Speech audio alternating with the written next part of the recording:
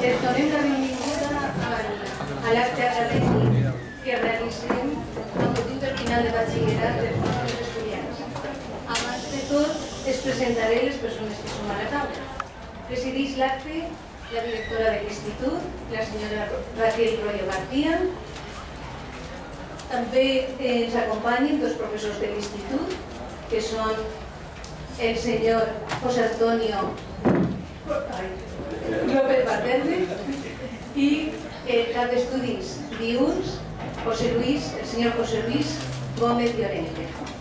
També és a la taula la presidenta de l'Associació de Pares i Mares del Centre, la senyora Mercedes Susarte López, i el secretari d'aquesta associació, el senyor Fulgencio Castillo Castillo. Jo som Marisa Tomàs i soc la vicedirectora del centre. I aleshores aniré marcant que són les parts de paraula en este acte.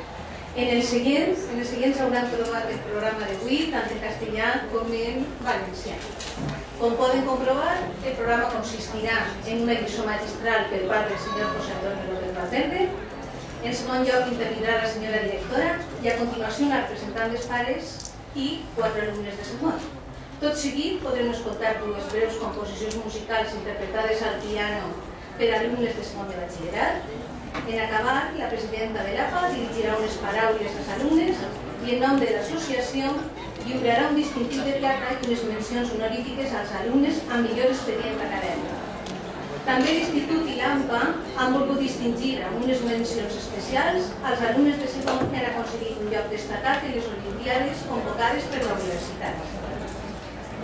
En la segona part d'aquest acte, que tindrà lloc a fora en l'escenari La Pètgona, entregarem les òrfiles als alumnes de batxillerat i tancarem la jornada cantant l'himne estudiantil Gaudeamus i l'himne d'Aragó.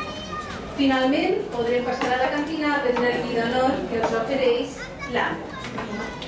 Així doncs, comencem amb la lliçó magistral que es titula El caos i demás dioses i que impartirà una persona molt estimada en aquest institut, el catedràtic de dret José Antonio López Valverde. El senyor Antonio López pertany al claustre d'aquest institut des de l'any 1979. És professor i de grec per formació i per convicció.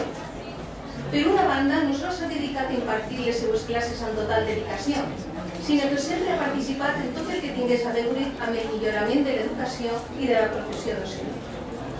Per altra banda, és tanta la seva passió per l'assignatura i tot el que procedeix de Grècia que a més d'ensenyar la llengua i la cultura grega clàssica, també és professor de grec modern i és un profund coneixedor de la Grècia actual i un enamorat d'aquest país, malgrat la situació difícil en què es troba. De fet, des del 2000 al 2010 es va deixar temporalment per passar a formar part de l'Escola Oficial d'Idiomes de Alacant, on va implantar i va posar en marxa el Departament de Grec Modern. I com a resultat de la seva formació i de la seva experiència docent, va col·laborar en l'elaboració d'una unitat didàctica dels materials Blockse que la Conselleria va publicar en el seu moment i en la confecció del Diccionari de Grec Espanyol a Gran. Finalment, m'agradaria ressaltar del senyor Antonio López una altra faceta, la humana, per la seva constant preocupació per totes les qüestions d'índole social. Ara ja passem a escoltar al senyor López. Antonio, volem que s'aparà.